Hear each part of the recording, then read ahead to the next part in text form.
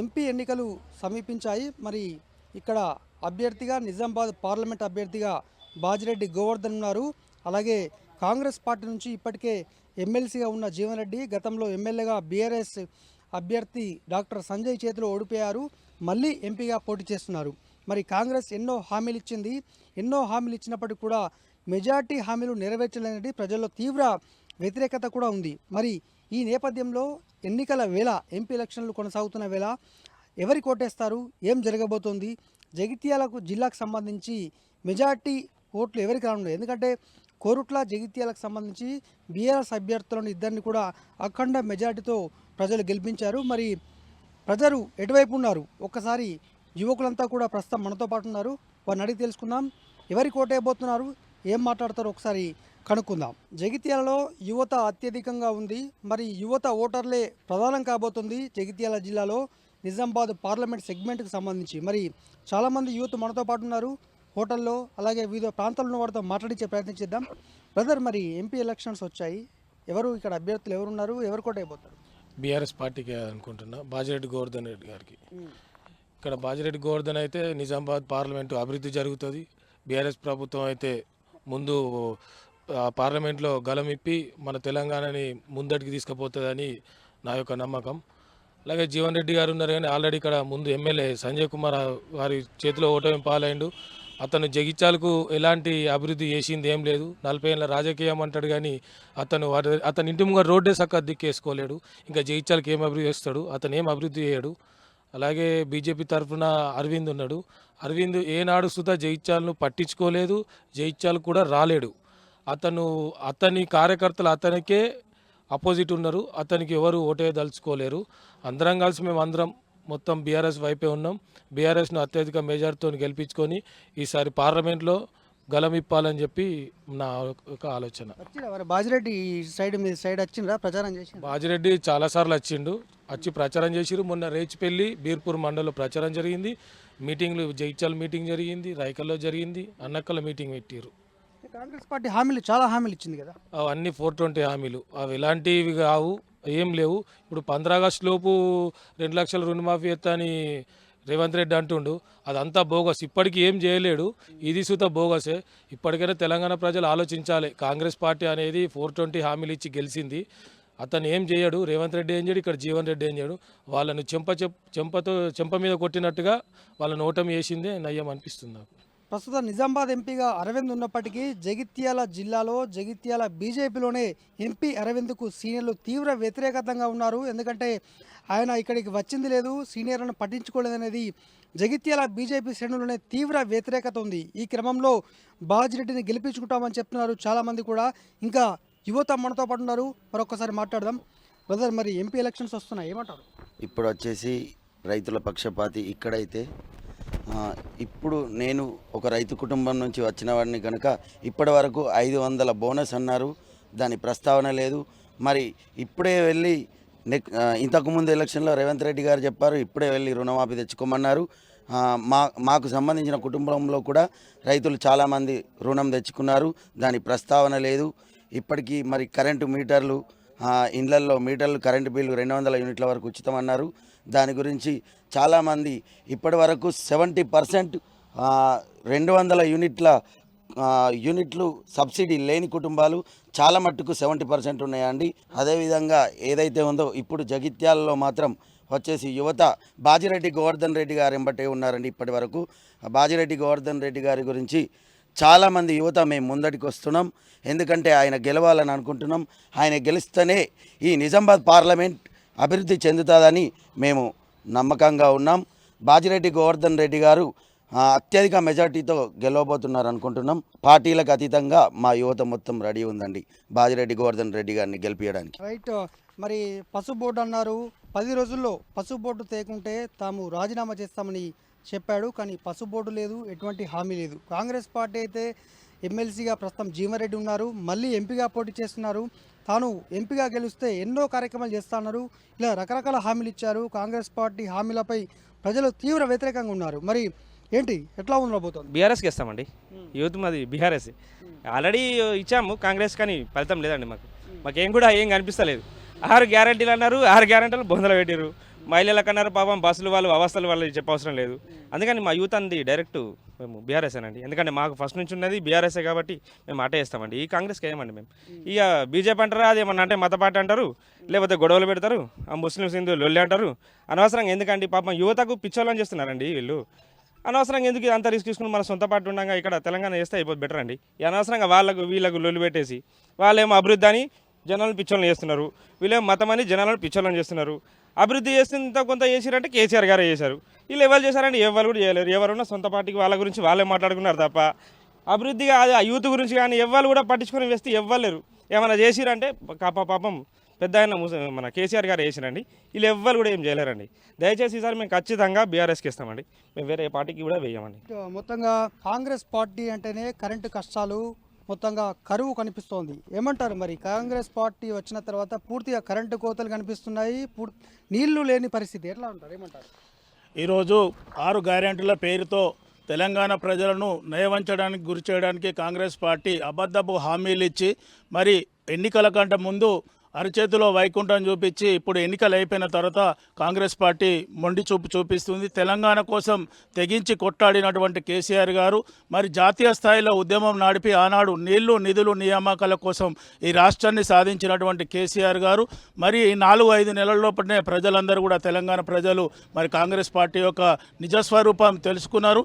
ఇప్పుడు రాబోయేటువంటి పార్లమెంట్ ఎన్నికల్లో నిజామాబాద్ అభ్యర్థి బాజిరెడ్డి గోవర్ధన్ గారిని, జగిత్యాల అసెంబ్లీ కాన్స్టిట్యున్సీలో ఎమ్మెల్యే సంజయ్ కుమార్ గారిని ఏ విధంగా అయితే గెలిపించామో నిజామాబాద్ అభ్యర్థి బాజిరెడ్డి గోవర్ధన్ గారికి విశేష ప్రజాదరణ ఉన్నది.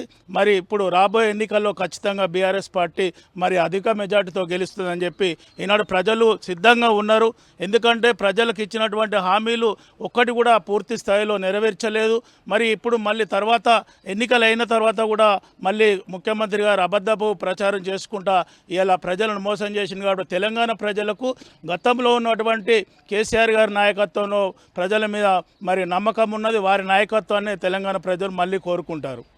రైట్. మొత్తంగా ఎక్కడ చూసినా కూడా జగిత్యాల జిల్లా వ్యాప్తంగా జగిత్యాల కోరుట్ల కాన్స్టిట్యున్సీలో 2 కూడా బీఆర్ఎస్ పార్టీ అభ్యర్థులు 2 డాక్టర్ సంజయ్లు అఖండ మెజార్టీతో విజయం సాధించారు. అలాగే ఇక్కడ ఎంపీగా ఉన్నటువంటి అరవింద్ పసుబోర్డు తీస్తాని మోసం చేశారు. అలాగే ఆయన పూర్తిగా అంటే బీజేపీ కార్యకర్తల నుంచి ఆయనకు తీవ్ర వ్యతిరేకత ఉంది. ఎందుకంటే తమని మోసం చేశాడు, కనీసం పట్టించుకోవట్లేదు. జగిత్యాలకు ఈ గడిచిన 5 ఏళ్లలో దాదాపు ఒక 10 సార్లు వచ్చిన దాఖలాలు కూడా లేవని కూడా చెప్తున్నారు. ఇంకా చాలామంది మనతో పాటు మాట్లాడిద్దాం. యువత, ముఖ్యంగా జగిత్యాల్లో యువత ఓటర్లే అత్యంత కీలకం. ఈ క్రమంలో మాట్లాడించే ప్రయత్నం చేద్దాం. బ్రదర్, మరి ఏమంటారు? ఎంపీ ఎలక్షన్స్ వచ్చినాయి. నేను చెప్పేది ఒకటే విషయం ఏంటంటే తెలంగాణ రాష్ట్రం సుభిక్షంగా అన్నపూర్ణ రాష్ట్రంగా ఉండాలంటే అది కేసీఆర్ గారి నాయకత్వంలోనే సాగుతారని ముందుకు చెప్పుతా. ప్రతి ఇంటికి సంక్షేమం, ప్రతి ముఖంలో సంతోషం, అది కేసీఆర్తోనే సాధ్యం. ఈరోజు ధర్మపురి అరవింద్ కానీ జీవన్ రెడ్డి కానీ బీజేపీ కాంగ్రెస్ 2 వ్యక్తులకు ఓట్లెత్తే దొంగలకు సర్ది కట్టించినట్టే వీళ్ళకు ఓట్లెత్తే. నిజామాబాద్ పార్లమెంట్ యువత ఒకసారి ఆలోచించుర్రి. 2014 నుండి పడితే ఇప్పటిదాకా 10 సంవత్సరాలు కేంద్రంలో బీజేపీ ఉన్నది. జీవన్ రెడ్డి 5 సార్లు ఎమ్మెల్యే వేసిండు, 2 సార్లు మంత్రులు వేసిండు, ఇప్పుడు ఎమ్మెల్సీ వేసిండు. జగిత్యాలను ఏనాడు అభివృద్ధి పథంలో నడిపేయలేడు. జీవన్ రెడ్డి గిట్ట ఓటెత్తే అభివృద్ధిని ఇంకా మురికి కాలువల దొక్కుడే తప్ప ఏం లేదు. అరవిందుని గెలిపిస్తే బాండ్ పేపర్లు అంటాడు, దేవుడు అంటాడు. ఇప్పుడు శ్రీరామ రాజ్యం అంటారు, రాముడిని తీసుకొచ్చి బాలెట్ పేపర్ల మీద పెట్టిళ్ళు తప్ప గుళ్ళే పెట్టలేరు. గుళ్ళున్న దేవుడిని రోడ్డు మీకు తీసుకొచ్చింది బీజేపీ వాళ్ళు. ఒకవేళ మీరు బీజేపీకి కానీ కాంగ్రెస్ కానీ ఓటేస్తే భారతదేశం మతము కులాల కొట్టు మిట్టాడుతుంది. ఒకవేళ బీఆర్ఎస్కు ఓటేస్తే బాజిరెడ్డి గోవర్ధన్ గారిని గెలిపిస్తే శ్రీరామ రాజ్యంగా కేసీఆర్ నాయకత్వంలో తెలంగాణ రాష్ట్రం ప్రపంచంలో నెంబర్ 1గా నిలబెట్టిన ఘనత అది కేసీఆర్కే దక్కుతుందని చెప్తా. ఇంకొకటి బడుగు బలహీన వర్గాల పార్టీ ఏదంటే అది బీఆర్ఎస్ పార్టీ అనేది చెప్పక తప్పదు. నేను ఏదేమైనా కానీ యువతకు ఒకటే చెప్తున్న సందేశం, బీజేపీకి కాంగ్రెస్కు ఓటెత్తే దొంగలకు సర్ది కట్టించినట్టే, బీఆర్ఎస్కు ఓటెత్తే ప్రతి ఇంటికి సంక్షేమం, ప్రతి ముఖంలో సంతోషం, అదే కేసీఆర్ గారి లక్ష్యం అని ఈ సందర్భంగా నేను టీ న్యూస్కు తెలియజేస్తున్నా.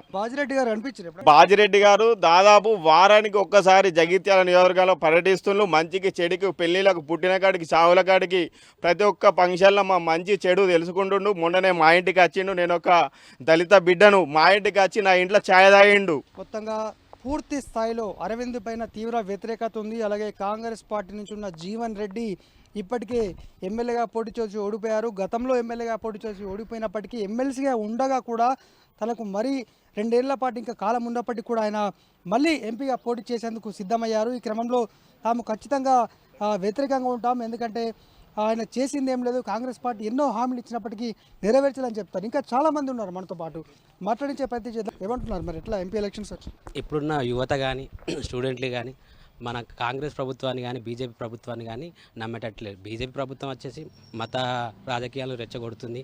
కాంగ్రెస్ ప్రభుత్వంతో వాస్తవానికి అనేది ఇప్పుడు మా ఓట్లు వచ్చేసి యువత కానీ స్టూడెంట్స్ కానీ అందరం ఖచ్చితంగా టీఆర్ఎస్కి వేస్తాం. కంపల్సరీ కేసీఆర్ తోటే రాష్ట్రం అనేది మంచిగా ఉంటుందని మేము భావిస్తాం. మొన్నటి వరకు మీరు చూసిండ్రు కరెంటు కష్టాలు గతంలో ఉండేనా? ఇప్పుడు పంటలు ఎండిపోయినాయి, కరెంటు లేదు, నీళ్లు లేవు. మరి ఇప్పుడు ఏంటి పరిస్థితి? గతంలో ఉండేనా, నీళ్ళు ఉండేనా? గతంలో ఉండే కేసీఆర్ ప్రభుత్వాలు అన్నీ ఉన్నాయి, కానీ ఇప్పుడు కాంగ్రెస్ ప్రభుత్వం వచ్చినప్పటి నుండి వెళ్ళి నీళ్ళ కొరత అనేది మీరు చూస్తున్నారు, కరెంటు కొరత అనేది మీరు చూస్తున్నారు.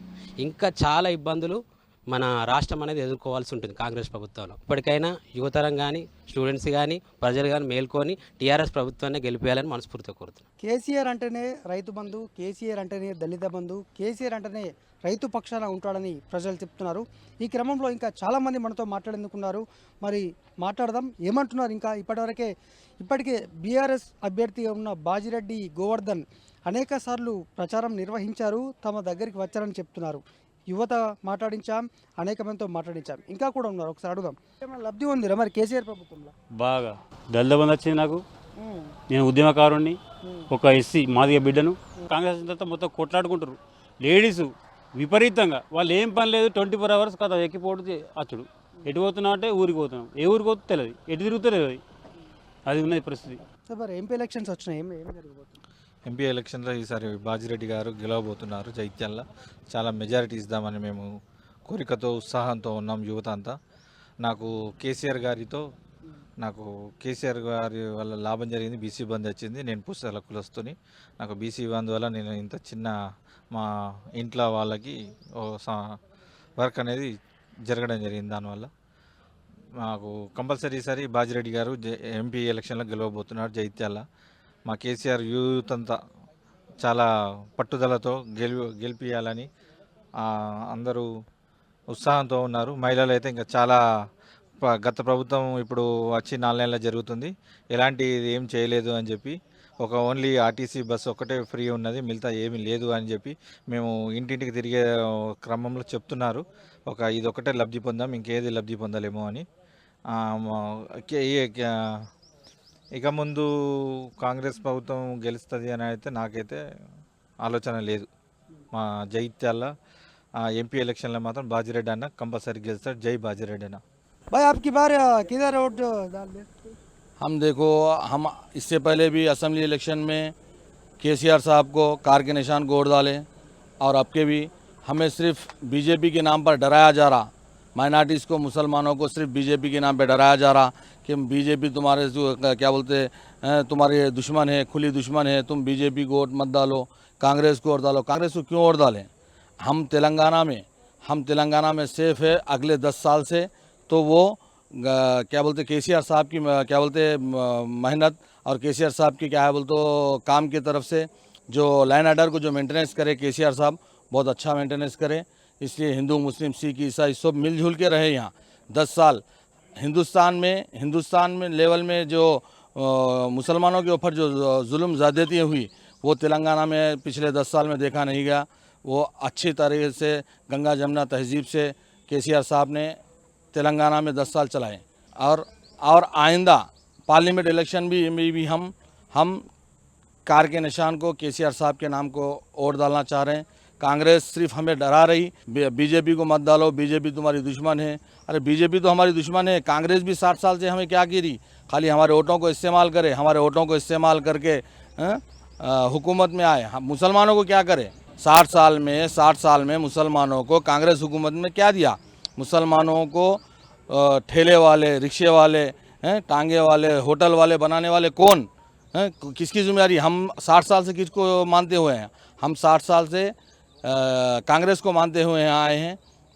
कांग्रेस को क्या बोलते साथ देते हुए आए हैं, मगर कांग्रेस हमें हमारे डेवलपमेंट के वास्ते, हमारे तरक्यात के लिए मैं समझता हूँ कि कुछ नहीं किए। सिर्फ हमें बीजेपी से डराते गए और वोट हासिल करते गए। इख्तियार में आए, इख्तियार में जैसे ही आ गए वैसे क्या है बोलते खाली मुसलमान का वोट, सिर्फ हम ऐसे हो गए मुसलमान कि हमें सिर्फ वोटिंग के वक्त, इलेक्शन के वक्त इस्तेमाल किया जाता।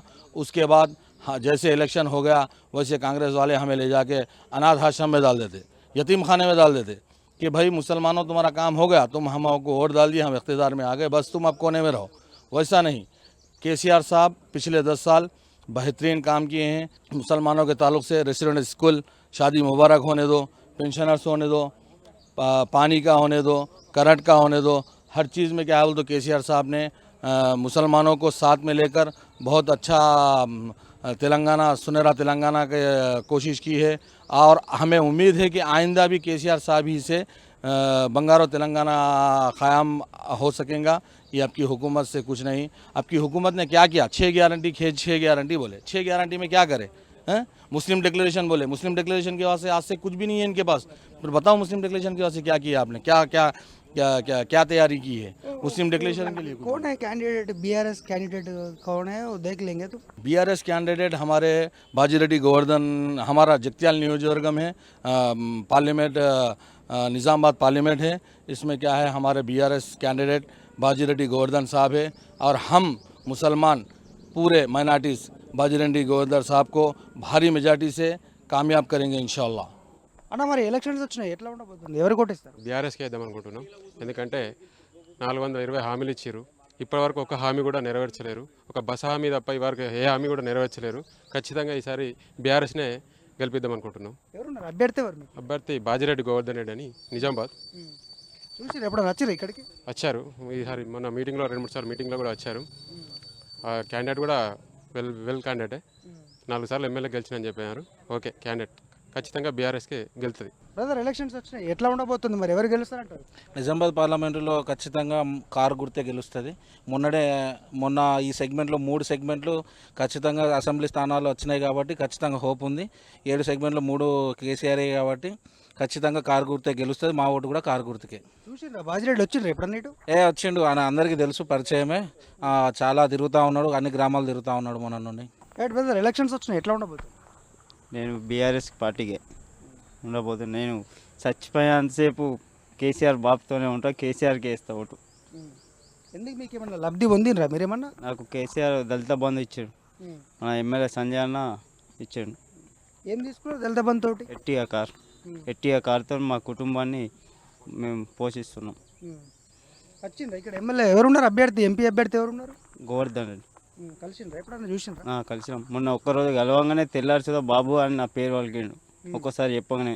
జగిత్యాల నియోజకవర్గంలో యువతతో పాటు ఎవరిని పలకరించినా కూడా బీఆర్ఎస్ అభ్యర్థి బాజిరెడ్డినే గెలిపిస్తామని చెప్తున్నారు. ఎందుకంటే ఇక్కడ ఉన్నటువంటి అభ్యర్థులు నిజామాబాద్ పార్లమెంటు పరిధిలో ఇటు ఇప్పటికే ఉన్న ఎంపీగా అరవింద్ ఉన్నారు. ఆయన బీజేపీ నాయకులనే పట్టించుకోలేదనే అపవాదు ఆయన మూట కట్టుకున్నారు. పసుపోటు ఇవ్వలేదనే అపవాదు ఆయనకు ఉంది. అలాగే ఇటు కాంగ్రెస్ పార్టీ నుంచి ఇప్పటికే ఎమ్మెల్యేగా ఓడిపోయిన జీవన్ రెడ్డి మరొకసారి పోటీ చేస్తున్నారు. ఆయనకు అధికారం కావాలనే యావ తప్ప అభివృద్ధి పట్టదనేటువంటిది స్థానికంగా యువత అలాగే ప్రజలు చెప్తున్నటువంటి విషయాలు. ఇప్పటికే బాజిరెడ్డి గోవర్ధన్ ఈ ప్రాంతాన్ని 4 పర్యాయాలు ఒక చుట్టారు, ఇక్కడ అంది ప్రచారం కూడా నిర్వహించారు. పిలిస్తే పలికే వ్యక్తి బాజిరెడ్డి, ఓటమి ఎరగని నేత, ఆయన్నే గెలిపించుకుంటామని అయితే స్థానిక యువత అలాగే నాయకులు అయితే చెప్తున్నారు. కెమెరా పర్సన్ మనోజ్ కుమార్తో సందీప్ రావు, టీ న్యూస్, జగిత్యాల జిల్లా.